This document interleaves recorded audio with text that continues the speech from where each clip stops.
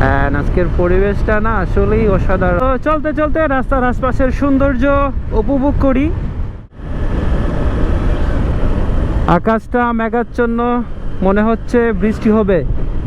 Bro, বৃষ্টি আইব, আমি রেইনকোট আনছি। ঠিক আছে ঠিক আছে, হইলো হইলো হইব।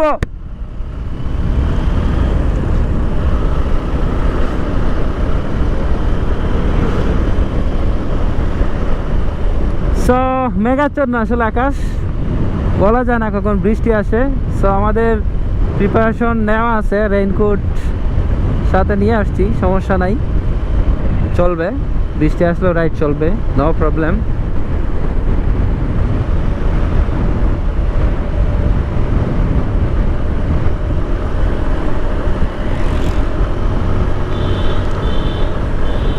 ওয়াল্লাহ, বৃষ্টির ফোঁটা কি পড়তেছে নাকি?